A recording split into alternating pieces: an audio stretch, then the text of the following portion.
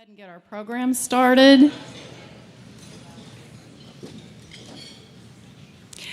Good evening, I'm Linda Tite, and on behalf of the Refuge Board of Directors, the staff, the families, and the children we serve, we want to thank you for joining us tonight, either in person or virtually.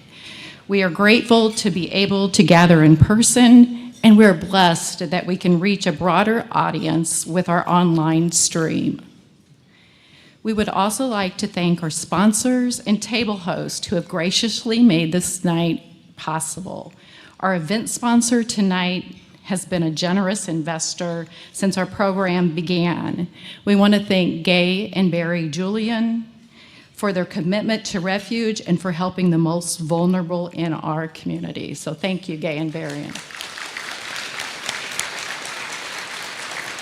In addition, Barry recently joined the Refuge Board, and we appreciate them both so very much.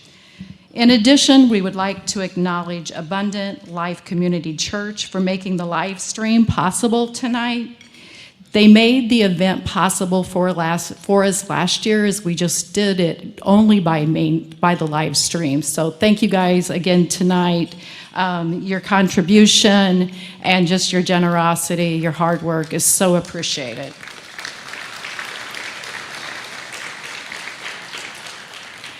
We would also like to thank our elected officials that are with us tonight. If you would like to rise when I call your name, and if we miss somebody, please let me know. Our Madison County judges with us tonight include the retired Honorable Barry Julian, Judge Schutte, Judge Mangarelli,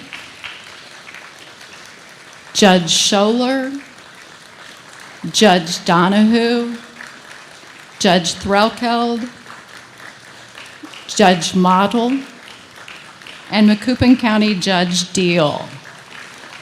In addition, we have some other elected officials I'd like to join as well, and that includes Circuit Clerk Tom McRae, Madison County Treasurer Chris Slusser, Madison County Clerk Deborah Ming Mendoza, Madison County Board Member Denise Wehart, Madison County Board Member Eric Foster, Mayor of East Alton, Darren Carlton, and Janie Vincent, the Namioki Township Clerk. Was there anyone we missed? We don't want to miss anyone. Okay, thank you. At this time, I would like to introduce and welcome Phil Sadika, who is the lead pastor of New Hope Church in Glen Carbon, and he's going to give our invocation.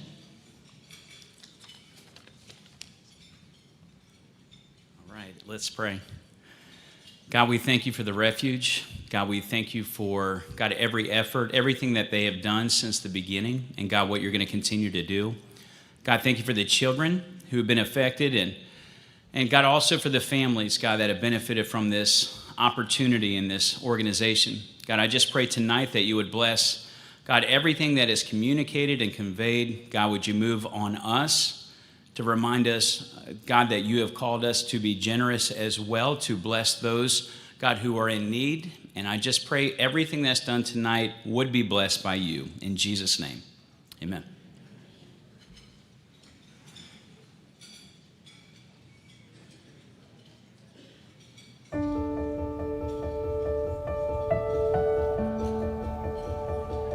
I am involved with the Restore Network. And so I heard a little bit about Refuge through them, and then a good friend who fostered and adopted, she had brought her kids in for counseling. And then I learned a lot when Refuge came to my school district. We met a little boy that needed home, and so we decided to get our foster care license. And when he came, he was already in counseling, and it was all fine, but it just didn't seem like he was making a lot of progress because there was no family involvement. There just seemed to be sort of a disconnect there, and I learned about Refuge and just the wraparound service that you guys give, and that's exactly what we needed. We needed to be involved. We needed to be in contact with his counselor. We needed to talk about, the issues from our perspective as well as issues from his perspective. So that was really the thing that drew me to Refuge, was just that wraparound service. Then it just seemed like the support that you could give was just so on point and specific, and really we saw so much progress because of that, because of just that open communication. Kids that are in foster care come from a background of trauma. Those kids just need a special touch. And I feel like the staff at Refuge, you guys are so well versed and trained, and I just feel like you have a better understanding of how to deal with just all issues. One thing I loved about Refuge was just even walking in, the atmosphere was just so inviting, and the effort that you made to make each handprint unique was just outstanding. And every time I was there, I just felt a sense of respect.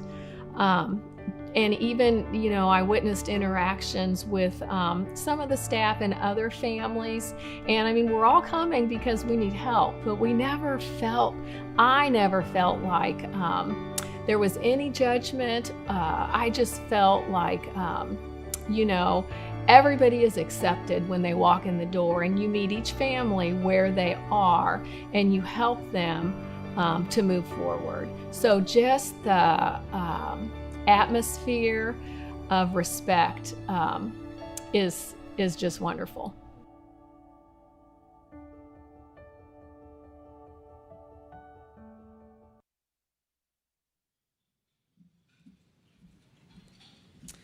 Good evening.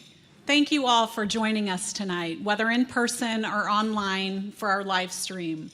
We're so grateful for this community that continues year after year to show up and provide these essential services to our community's most vulnerable. For those of you who this is your first time being introduced to Refuge, I'm so thankful that you're here, and I want to share a little bit about what we do. We exist to serve young children whose lives have been disrupted by the chaos of traumas, such as physical or sexual abuse, neglect, drug addiction in the home, multitude, domestic violence, community violence, very hard, difficult things that these children face. And we provide free counseling and free caregiver support services so that these children and those who are safely caring for them can begin to heal and literally change the trajectory of a child's entire life. And I can't say it enough that over the past 7 years, it has been individuals in this room, it has been individuals who are joining us on live stream, and many others that have made this mission possible. We also provide parent education groups for those parents who are learning how to make healthier choices than they were afforded as children. We see over and over again our parents who are coming from generations of trauma. And what we know about that is that typically we parent how we were parented until we learn a new way. And so I'm so proud that we provide this service because we meet parents who were never afforded a healthy childhood, many of them, to learn a new way and begin to heal. My favorite part of this evening are the stories that we will hear. Stories that we'll hear by video, but also in addition to that this year, we are hosting caregivers who have come and received services through Refuge for their children, and we're gonna allow them to share with you how they have been impacted. These caregivers, these children, our staff, our board, and you inspire me. You encourage me, and you motivate me to continue working to lead this wonderful cause. I want to especially thank our therapists and our clinical director, Megan Slesser, who are working tirelessly on the front lines every day, serving these children and caregivers. If we could take a moment to just recognize their hard work, we appreciate you. If you all could please stand just so I can show them the beautiful faces of all of our Refuge staff. Refuge staff.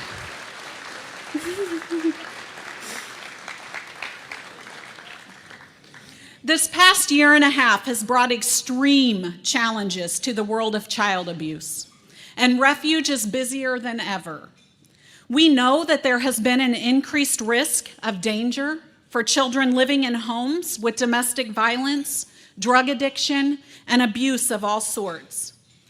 Madison County continues to rank number 2 out of 102 counties for the highest number of kids in care per capita in our entire state. And we follow closely our neighboring county, St. Clair, who sits at the number 1 spot.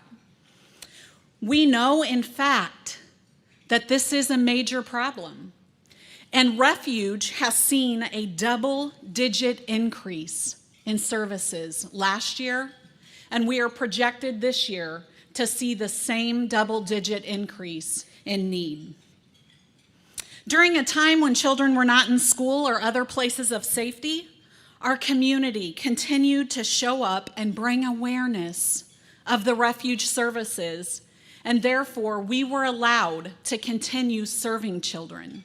And we worked tirelessly to not just serve these children, but provide an in-person safe environment where we didn't have to utilize telehealth, but could reach our youngest population with our therapeutic services and not miss a beat.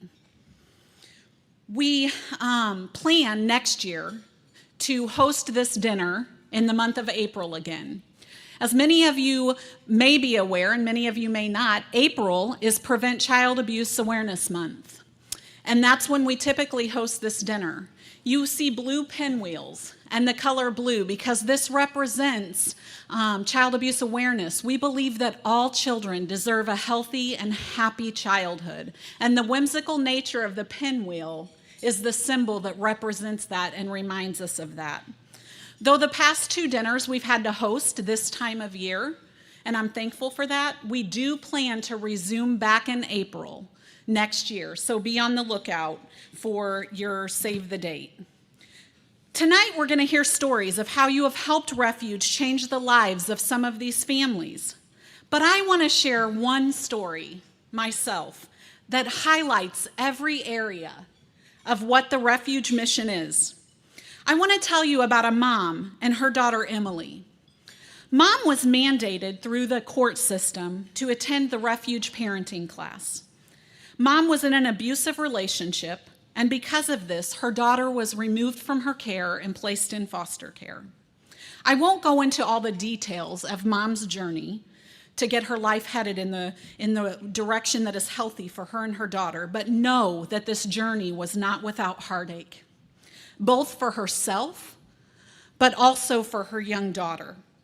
As many victims of domestic violence, Mom continued to hope for her abuser to change.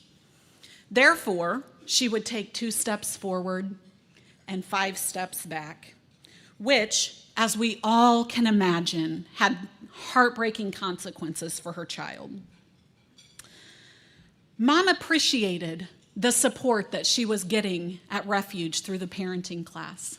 And as we briefly heard in our video, I really, really believe and am so proud of our staff for creating an atmosphere that allows people to feel safe and vulnerable, because that's where healing can happen, especially with a population that can be so easily dismissed as those people that none of us can even fathom making choices like they do.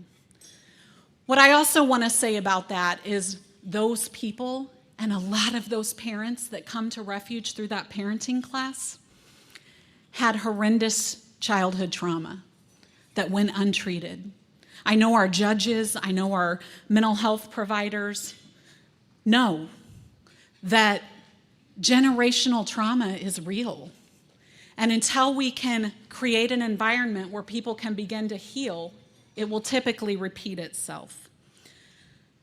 Throughout this journey that Mom was on, as I said, because she was receiving support and really, really felt connected to Refuge, she opted to bring her daughter, along with a foster parent, to Refuge for counseling services.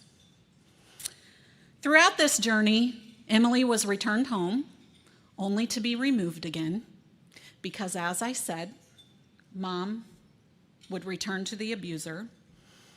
But all the while, this child was changing schools, was moving from foster home to foster home. She had one consistent person that was providing hope and healing in her little life, and that was Refuge. That was her therapist, Hannah, who worked tirelessly with her well over a period of a year. Emily endured several school changes, foster care home placements, and quite frankly was on an emotional roller coaster that no child deserves. But thankfully, the story does not end there. Because of the services that Mom and Emily had, they were able to heal. They were able to move forward. And throughout this journey, COVID hit. And so we added another layer of hardship and trauma, more isolation, more difficult situations, but Refuge remained steadfast, and Mom began making strides for a better future. She regained custody of Emily. She left her abusive relationship for good. She began working full-time. She got her own home. And Emily was able to graduate from Refuge services, yet stays in contact with us. And just this week, stopped in to let us know how excited she was to be in school. I cannot stress enough how critical Refuge services are for our children and for our caregivers who are trying to safely care for them.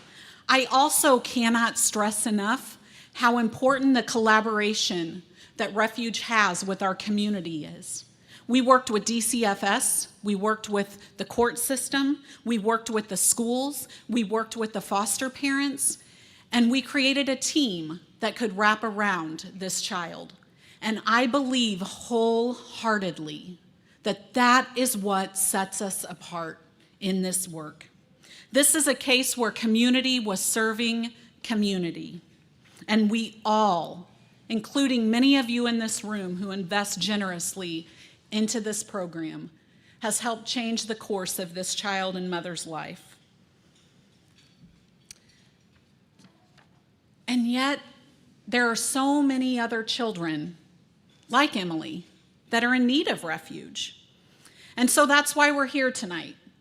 We're here tonight to bring awareness, to let all of us be reminded of the great need that is in our backyard, and also to acknowledge that many of us are doing this hard work together, and that it only takes one to change the trajectory of a child's life.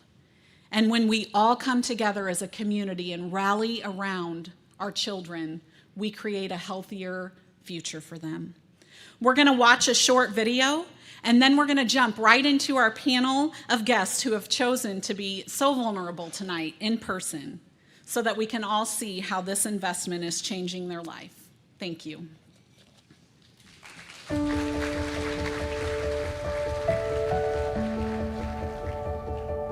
I first heard about Refuge whenever I was working for Riverbend Head Start. We had them as guest speakers.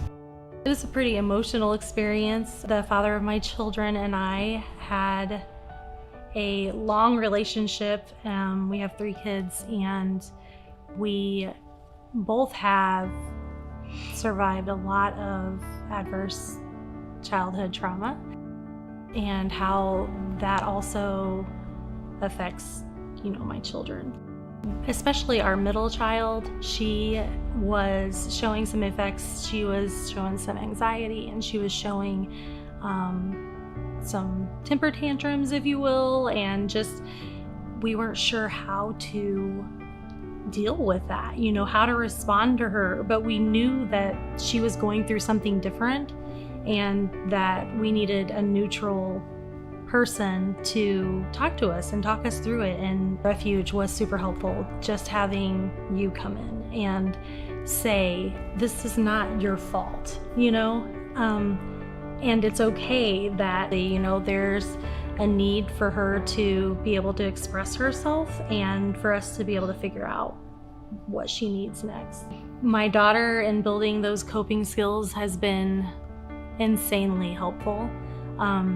Just her understanding that she has a voice in our house and at school and with her peers has been super great. From intake to where we are now, I just cannot say how grateful I am for the way that all of the staff has not been judgmental and has really just met us right where we are, and the confidentiality is there, and that has just been so powerful. Also, walking into the building and just feeling so safe. Refuge has provided that for us.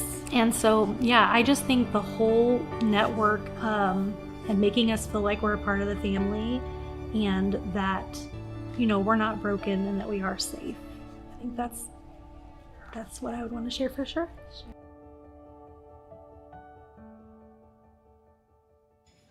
Started, I want to take a moment, first and foremost, to acknowledge all of the incredibly brave caregivers who are so vulnerable in their willingness to share their stories with us tonight, both in the videos and in our first ever live panel. We're so appreciative to all of you for your willingness and openness to share the impact that Refuge has had on your lives. We're going to go ahead with some introductions first. Across from me is Miss Hannah Settle. She is a therapist with Refuge. She has been with Refuge since 2017, where she came on as an intern, and she's been with us since. Hannah is a licensed clinical therapist. And then I'm going to go ahead and introduce Megan Pryor, which you've already heard from.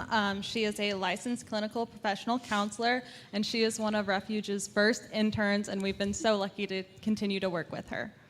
All right, caregivers, and Tammy, we're going to go ahead and have you guys start your introductions, please. Hello, everyone. My name is Aiden. I am a foster and adoptive parent. Hello, everyone. My name is Christy, and I am a biological parent. Hi, my name is Tammy Ascaris, and I'm the Executive Director of Riverbend Family Ministries, where Refuge is housed. And my name is Tyler Pitchford, and my wife and I are foster and adoptive parents.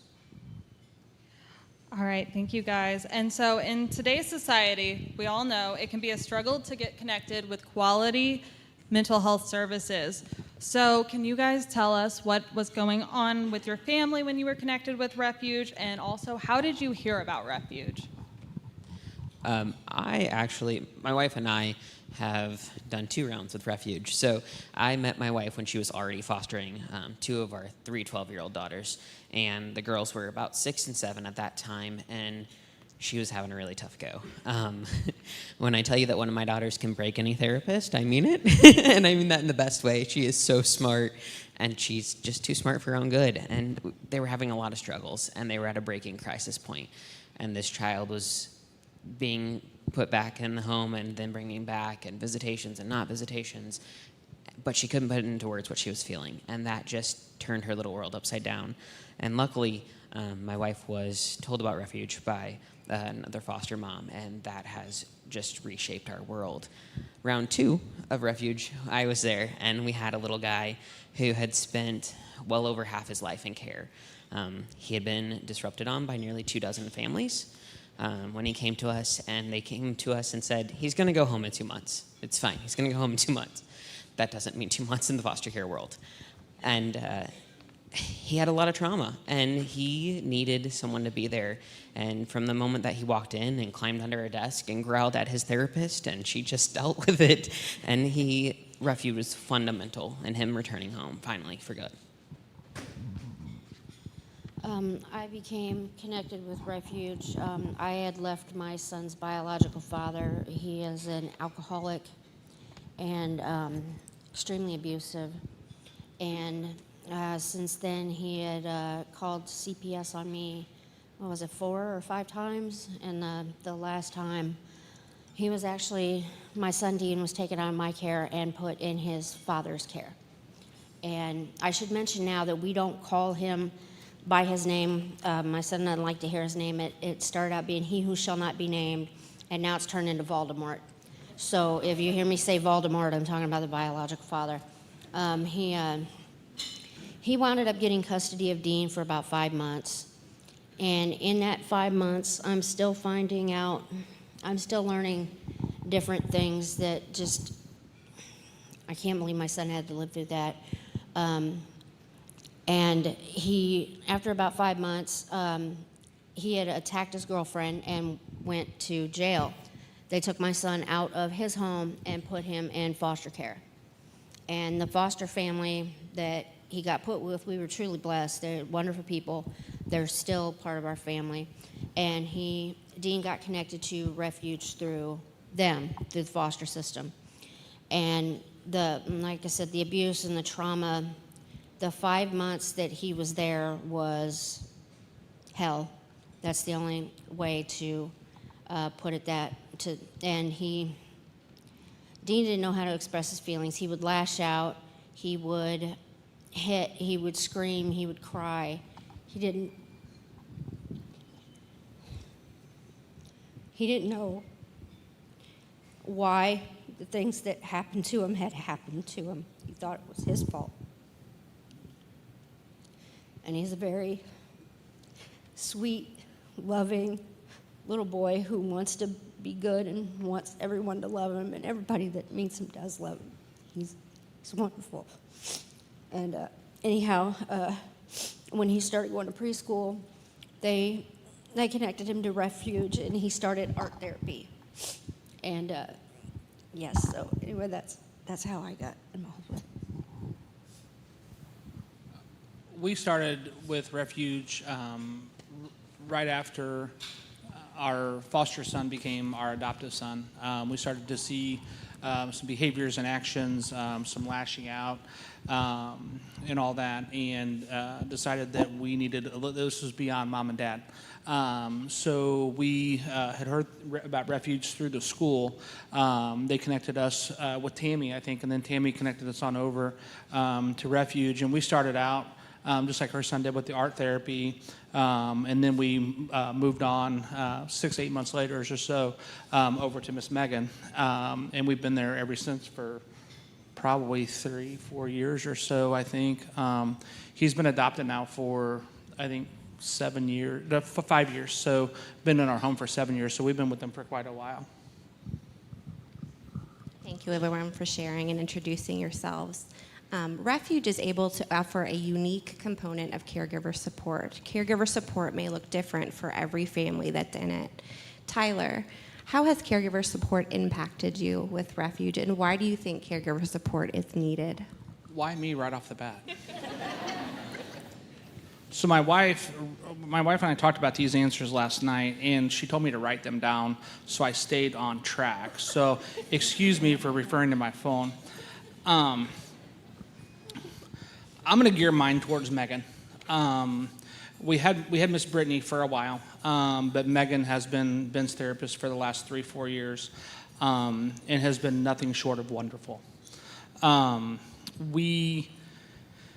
In going to Refuge, our boy needed an outlet it wasn't our, my wife teaches school, but it was beyond our scope. And he needed somebody that he could talk to who was neutral versus it coming from mom and dad all the time. So whenever we started with Brittany, she was wonderful. Then we transitioned over to Miss Megan. And Miss Megan has taken him from here, all the way through to where he is today. He loves her. She is safe to him. He can talk to her. He says nothing to us about whenever he comes out of session about what they talk about or whatever, because that is their time. And he trusts her so much. And we trust her with him as well, that, and she has really brought him out of his shell tremendously. And one night after he was in session with Megan, we came home and things were just off. And so we kind of texted Megan and said, hey, what's up? Did anything, no, nothing happened. Well, as the evening progressed, the behaviors progressed a little bit, and we decided, hey, look, we need to head on over to the ER. And so, of course, in the height of COVID, so we drive over, and my wife drops us off, and who calls on the way home but Megan? And so for 45 minutes, my wife, I don't know if Megan heard a word that she said, but she bawled the whole time. And all Megan did was just continue to be the constant that she's been for our boy and for us as well. And she listened and was, just there, just present. And she's provided resources for us, with other stuff we have going on, and has just been wonderful, and we can't thank her enough. Thank you, Tyler. So Aiden, next question's for you. With your experience in being a foster parent, what makes you come back to Refuge each time? The services are unmatchable. I don't know. I imagine you all know a little bit about foster care. The number one thing my kids know about foster care is please don't make me fill out any more paperwork. Because that's all we do. And every time we try to get our child services, we're just trapped in red tape and paperwork. And no, your child doesn't qualify. They're too old. They're too young. They don't have enough diagnoses. They have too many diagnoses. What is this alphabet soup you're spewing at us? Refuge is not that place. When our little guy joined us, they told us it'd be 2 months. He'll be going home. And we're like, it's not going to be 2 months. But we want him to go home. We want him to be home. And we knew he was going to need services. And they got him in. And it was like 3 weeks and this little guy was in. And he needed the services. It is a place, my daughters wrote some letters this morning about how much they love Refuge besides the air hockey tables. They get them in there and you're not an appointment. You're a human being. And these children are seen and they're heard, and it doesn't matter how many times they won't look you in the eye, or they throw things, or they scream, or they just can't be there. By the end of that 45 minutes, that kid is everything. And I walk out with a different child. It doesn't matter how long you're gone, you're always family. We haven't been there in a while because our little guy got to return home. He's been home for nearly 2 years now, which is, after his history, not heard of. And Refuge still calls us and asks how we're doing. And even though we're like, nope, no new kids yet, we'll let you know. They're there, and they always look out for you. Tyler, I'm going to pick on you again.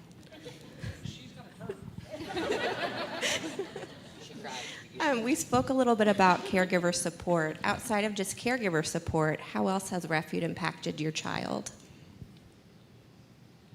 Back to my notes. Refuge has helped our little boy understand adoption and understand the question of why. Why this or why that. And has been just a safe haven, and helped us tremendously with, this is in our scope. This is what we do in our own lives. What are the tools? Can you help us out? And they think outside the box. They give us, other things to try, just to try to get things reversed. The course reversed if things are not going how they should go. All right, Aiden, back to the different foster placements. Can you pinpoint a specific aspect of the caregiver support that you found particularly useful for your family? I think the best thing that we've had so far is this bridge to the biological family has been, I don't think it's a coincidence that starting at Refuge happened very quickly and close to this kid going home. For a kid that has been in nearly 24 placements, that's just not, it's just not heard of. His connection to his bio family was broken. He experienced some things in foster care that no child should ever experience. Those horror stories that you hear, and Refuge has been able to provide us with a chance to make a bridge to the biological family. They had no reason to trust us. They had no reason to say, this is a home that's going to do bad to my child. This is a home that's going to do good for my child. And Refuge was this beautiful bridge that when our kids started overnight visits, we're like, hey, Dad's going to drop them off. Okay, great. and they kept Dad there. And Dad built relationships with us, and Mom built relationships with us, and they worked with essentially 4 separate families to get this kiddo the help they need, and no one else really wanted to speak to BioFamily, and that was a shame because the kid needs them, and it taught these parents how to parent again and to build the trust back in their kiddo. Thanks, Aiden.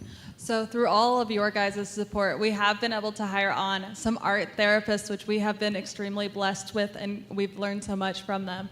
But specifically for Christy, since you got to work with one of our art therapists, can you talk a little bit about how the art aspect has added to your child's therapy experience? Well, Dean, my child, he loved art anyways, and so they did the best thing. Refuge did the smartest and the best thing in the world by placing him with Brittany for art therapy. It's his outlet. It's his way to express how he's feeling, and it's his way to just kind of, if he's angry, you know what, I'm gonna go draw this picture. I'm a little bit fed up with all you people over here. I'm gonna go over here with my crayons and my pencils and even my paints or my clay and do my thing. And just leave me alone for a while. I'll let you know whenever I'm okay and I wanna talk about things. And I remember for a while there we had to do Zoom visits, and when he could finally come back for in-person visits, he was so happy to see Brittany. He was skipping through, just skipping, just through the it was so cute. And yeah, it's really become his, you know, she brought back his portfolio. He's finally kind of, I guess, graduated out of it. And some of the things that he did were just amazing. He has a book of Dean, you know, where he kind of drew and told his story. And it was my new husband, he's known Dean for a long time now, and since he was a baby. And he's an artist too, and so it's kind of their thing. He helped him make his first comic book, and you know, they did that together. And art is just everything to him. He loves art. And he sees everything that everyone else does as their art. It could be cooking. Oh wow, that is, Mom, you are such a good artist of a cook. And it's, oh, thank you, baby. Oh, thank you so much. So sweet. Oh yes. And it was just the best way to get through to him, because he wasn't really that easy to get through to in the beginning. Like I said, he was angry, and he didn't trust anybody. And I still homeschool him because his level of separation anxiety is still incredibly high. And even through, you know, COVID, Brittany was there. It didn't matter if she had to be on a Zoom visit or if she could come to the house and visit. It was something that made his entire week was getting to work with Miss Brittany. He did say something really funny one time during a Zoom visit. I told him, you know, Miss Brittany was pregnant and everything, and he knew what that meant, and I had to leave the room, okay? He said to Miss Brittany, I thought that baby was gonna pop out and jump on the screen and say hi. I had to leave the room. I had to go in the kitchen. I laughed, wow, yeah. But yeah, they were just, I can't really say enough about how much art therapy has done for him, and you know how much Brittany did for him, and for him just to be able to talk to me and not be afraid and not be mad or hurt anymore by any of it has really been a miracle and a blessing. And I'm just very grateful to everyone at Refuge for what they've done, and especially Brittany. It goes without saying that we can all definitely empathize with the difficulties that COVID has presented in the past couple of years. Christy, that being said, how has Refuge supported you during the chaos of the past year?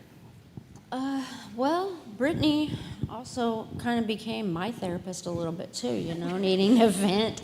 And, you know, because, you know, I homeschool him now, but at first that chaos of having to, it's like, wow, his teachers weren't lying. He really does act like this all day. Okay. So Refuge provided a lot of help, whether it was emotional support or this website about childhood trauma can explain to you why he acts like this when his schedule gets switched around, and just the education that they give to caregivers that we really wouldn't get anywhere else.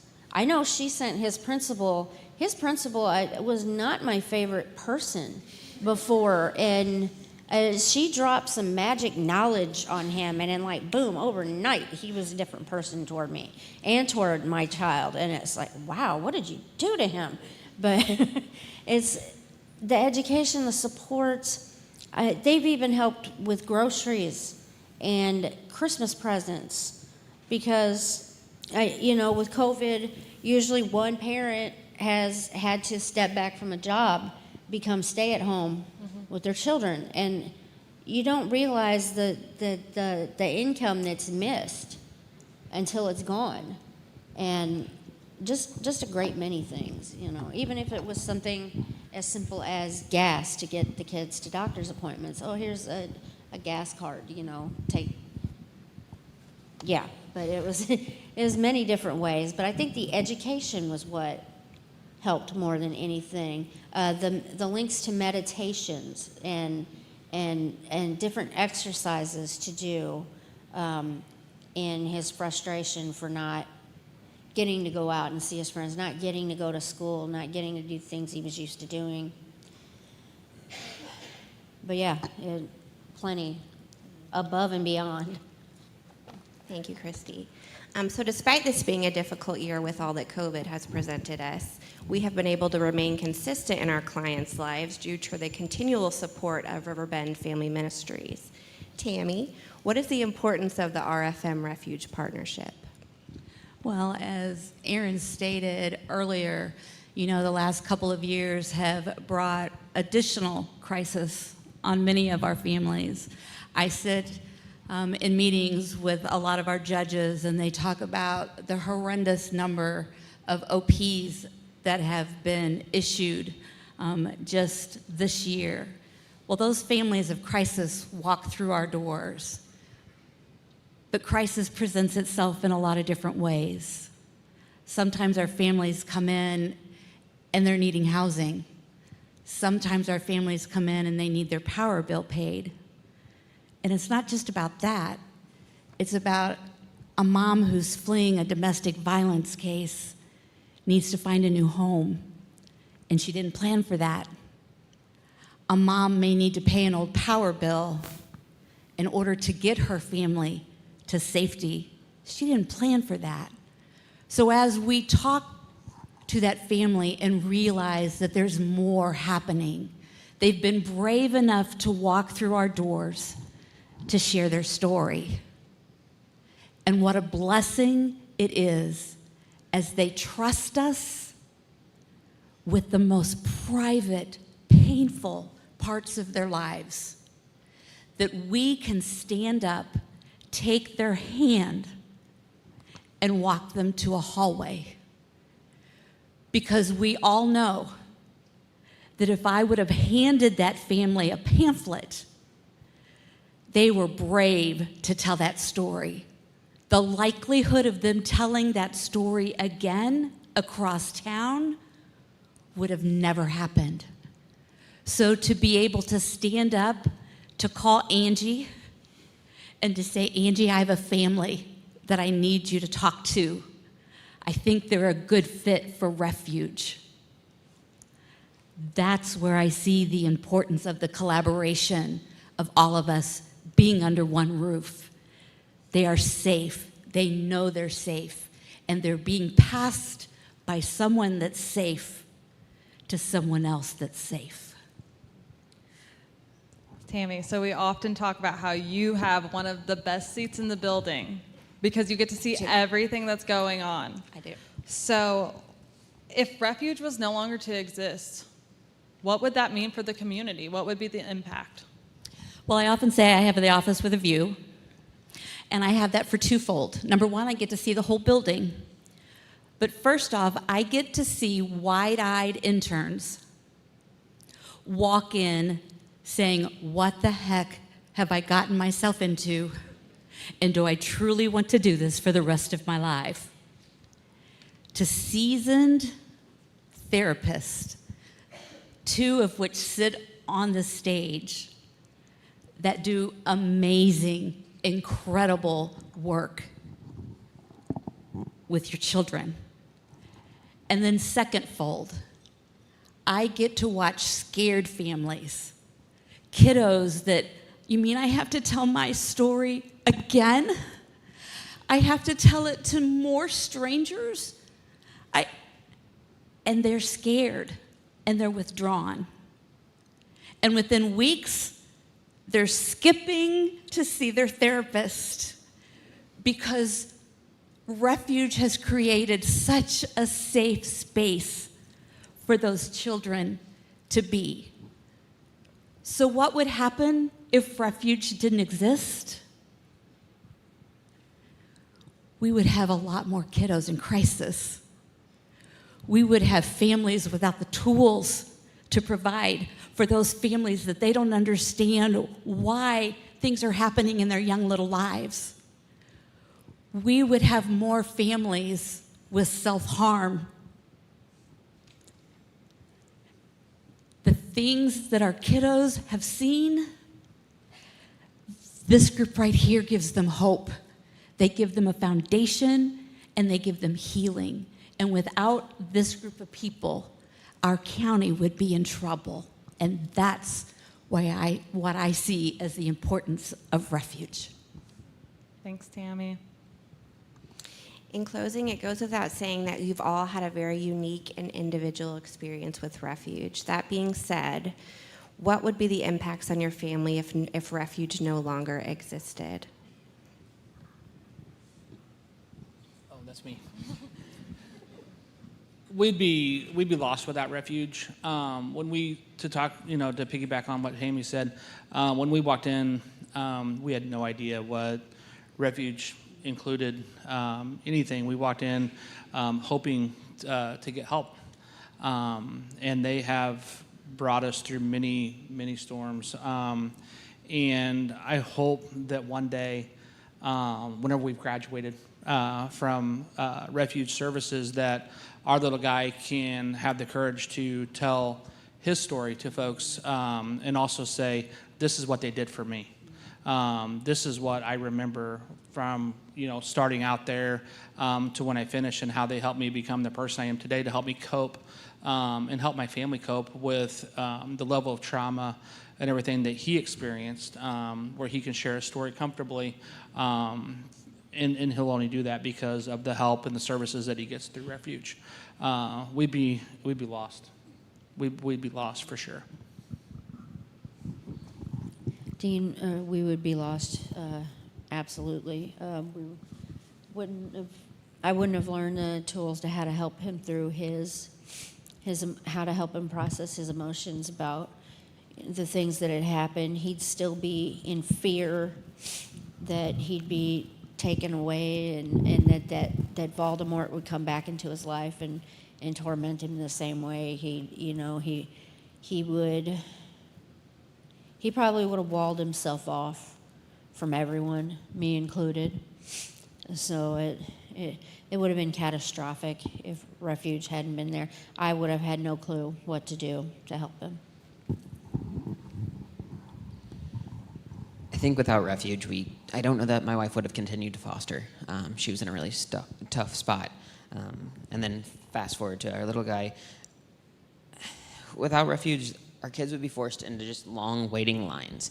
And long waiting lines that put you in places that are chaotic and dismissive and, quite frankly, unequipped to take care of these kids, much less the entire family.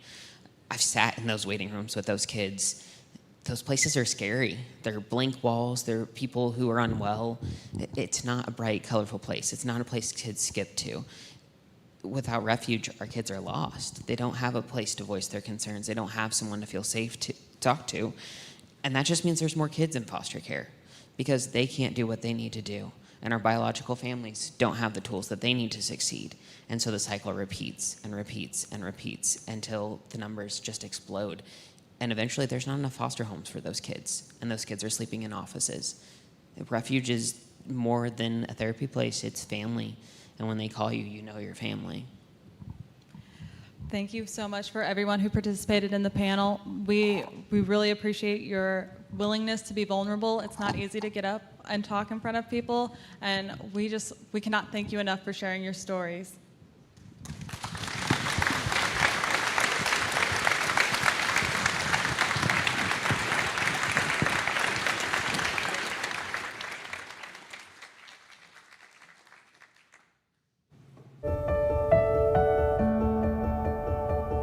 I'm Michelle Decker. I am currently and have for the last 6 years been raising my grandsons. And we were in a situation where one of them was struggling with where he was living. I talked to a friend of mine and just said, I really feel like counseling would help him. I just don't know where to start, and she said, she told me that her son had come to Refuge. And so that's how I had heard about it. When I walked into Refuge, I really enjoyed the family atmosphere, and I got a kick out of the hand paintings that the kids made on the walls, and that my grandson got to be a part of that. I felt like that made him feel like he was more of the community. He really needed some place to go and talk and be given skills to know how to handle these adult decisions that had been made for him with his kid mind. We expect these children to be able to live with these decisions that are made for them, and they don't have that skill. And so that was one of the things that Refuge gave my grandson, was the skills that he needed to know, kind of how to use his voice to say what he was feeling, and to recognize his emotions, and that they were okay to have those, and it was okay to feel angry or sad or whatever, and to have those emotions and feel them. When I came into Refuge with the boys, I was at my wit's end, because I just looked at my husband one day and went, I don't know what to say. I don't know the answers. So how do I give him answers if I don't have them myself? And so when we came in and I was able to talk with you and kind of meet with you and let you know where we were, you helped me tremendously, as well as the boys. Refuge is for the kids, but it was so much for the family. The growth that I was seeing, his confidence in where he was and knowing that he was loved, even though it may not look like a typical family. He may not have a mom and a dad in the home, but he knew that he was loved, and he knew that he was in a home where he was loved, and it wasn't just our home, but that you loved him as well. He got that. And, I loved that he was able to see that just because he was in this situation, it didn't make him different. It made him special. It wasn't a bad thing. It was a good thing. As kids are in this community, they're being touched by drug addiction, and they're being touched by, child abuse and all these things in their lives. And we need this place, this safe place for these kids to go, to get the counseling that they need, to get the skills that they need to be able to be successful. If they don't have these skills, in my opinion, this is personal opinion, if we don't have these skills for these kids now, they're going to grow up to be adults who are going to perpetuate the exact same things they've seen. We need to give them these skills that they can take into their futures and say, I don't have to make these choices. Refuge gave me different skill sets that my parents didn't have, or my mom and dad didn't know about, that I can use to better my life and my family, and I can get out of this situation. I know it seems like a lot that Refuge does, but it really is very impactful for the kids, and if you get it at an early age, it expands their mind of what they think the world is to what the world could be.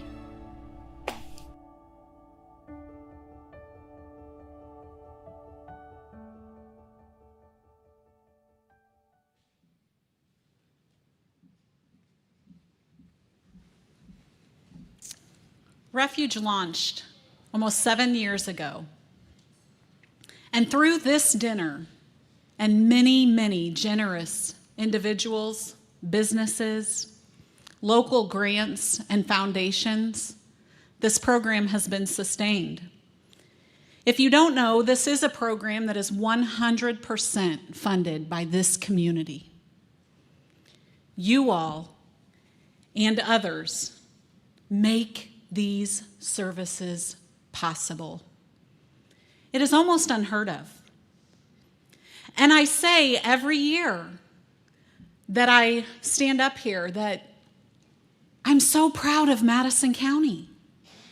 I'm so proud that we rally together to change the trajectory of our children's lives.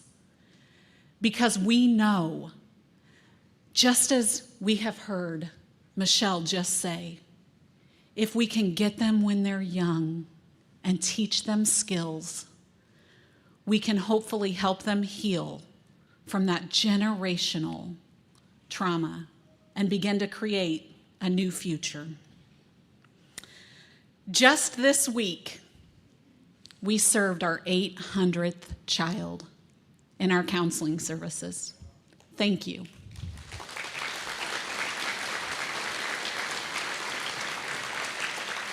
If you don't know, we come from very humble beginnings. This was a program that was launched, and there were like 2 of us 7 years ago that were serving these children and these families.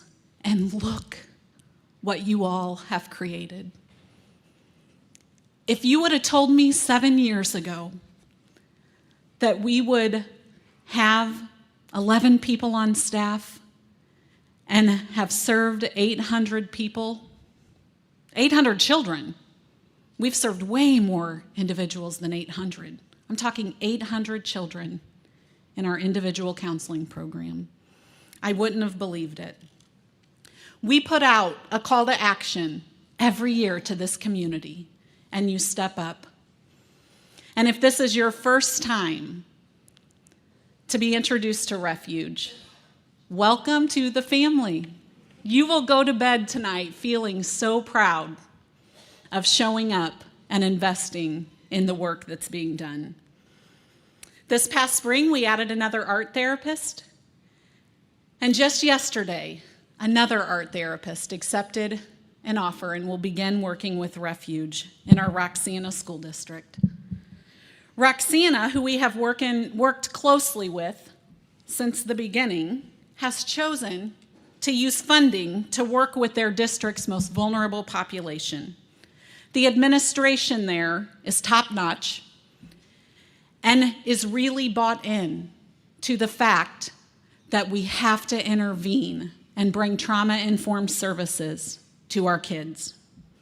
They presented a school-based health clinic model to their school board, and it passed unanimously a plan for year 1. This plan includes funding 2 Refuge therapists to be housed at their school to serve their children who are living with trauma. In addition to that, they have hired 2 dedicated full-time case managers and a mental health nurse practitioner, among other supportive services that will be dedicated to their children. Rainey, who will begin with us soon, is our licensed art therapist who will have the privilege to work with these kids. This will allow Refuge to serve even more children outside of even Roxana. Currently, as we're in Wood River, Roxana kids are about 23% of our caseload. So we're so proud that they have chosen to hire and invest in their own Refuge therapists to be there. If you've ever heard me talk, you know that my big dream in life, and it's a big one, is that Madison County would have a Refuge therapist in every school district. So we are so excited that we can pilot this and see exactly how it's going to work. Over the next 5 years, we are projected to see a 150% increase at the rate since we've been implemented. We will serve over 200 children this year in our Refuge program. And as I said just a few minutes ago, we have seen a double-digit increase in the services that we provide, and we know that it's only going to increase. Over the next 5 years, there will be well over 1,000 children that will need our services. And that's being very conservative. I am challenging all of us to consider sponsoring a child to help us fund the need that is not just here now, but is even coming down the pipe. As I said earlier, I would never have believed that we would be where we're at today and seen the growth that we have seen. But as I have labored alongside of our team, our board of directors, and you, our community, my faith has truly increased. I believe that we can provide these services together for these children. I have learned that we all want to make life better for those in our community. And most of us, when called upon to help a friend, a family member, a child, we will jump in to do whatever we can. This is a particularly important time for our community to take an active stand as the substantial effects of this pandemic on child abuse continues to rise. Our goal tonight was twofold.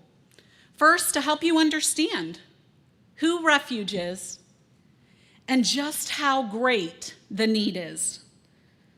There are so many kids in our schools and our neighborhoods that have no hope for a better life. It's hard to wrap our brain around. I get to see it, and it's hard for me to wrap my brain around it. And next, we hope that the testimonials from the families that Refuge has served has opened your eyes to the incredible work being done by our therapists every day. Those are real faces and names whose lives were changed with the help of Refuge. They have a whole new future that probably didn't seem possible to them. And so I would like to ask now that you become part of the Refuge mission to make a difference in the lives of kids who desperately need someone to give them an opportunity. I'm normally not the one to do the ask. I'm not super comfortable asking people for their money, but I'm doing it tonight. I'm doing it tonight because I believe that we can change the future and the trajectory of these children, one adult at a time. You can give to provide counseling for children and change the course of our life, and you can be a refuge builder to ensure that the mission of Refuge today will continue to be here in the future. So I ask you, will you sponsor a child, or 2, or 10? There's no limit. Think about it. Wouldn't you love to know you helped create a refuge for a hurting child? Our cost to sponsor a child through services is $56 a month. $56 a month, $672 to sponsor one child through a year of Refuge. It's unheard of. What if it was your child that needed a refuge, or your neighbor that needed a refuge? Man, we would do it in a heartbeat. I am asking everyone here tonight to take this into consideration, to become a monthly partner or a one-time investor, to bridge the gap for a child who needs weekly counseling. Many of us spend $56 on one meal out to dinner, right, for our family. $56 a month is all it would take. We've made it as easy as possible for you to give. If you look at your table host, there is an envelope on your table, and inside of that, there is a form. It says, yes, I want to build a refuge. You can fill this out. You can become a monthly partner. You can give a one-time donation. You can fill out the back and have it ACH'd out of your checking account, just like that gym membership that you might or might not go to. I'm not talking to myself. So that is the call to action tonight, is that we would all consider sponsoring a child or 2 or 10, right? There's no limit to what we can do, and make a difference in the lives of these kids. I'm going to close with this, and I just got these handed to me tonight by Aiden, so this is impromptu. 2 of his children wrote letters tonight. They were mad that they couldn't be here. They wanted to come to the Refuge dinner, and they weren't happy, so he said, write them a letter, and they did. Reasons why you should choose Refuge. And I won't read the whole letter, but I want to read part of it. Why I like Refuge is because the staff are super nice and kind. It made me feel important, wanted, and heard. But that's not the only reason why you should go to Refuge. You should go because your kid will feel safe and secure while they talk about their feelings. I hope you choose Refuge to therapy your kid. I love it. I love to go because on my first day, they made me feel so welcomed. I believe that kids with trauma, like me, should go there because they make you feel special and one of a kind. They make you feel like you can do anything you put your mind to. And if there's one thing we want to instill into all of our babies, trauma or not, it's that they can do anything that they put their mind to in life. And this includes healing from some of the most horrendous things that many of us could never imagine walking through. And so thank you for your investment of time tonight.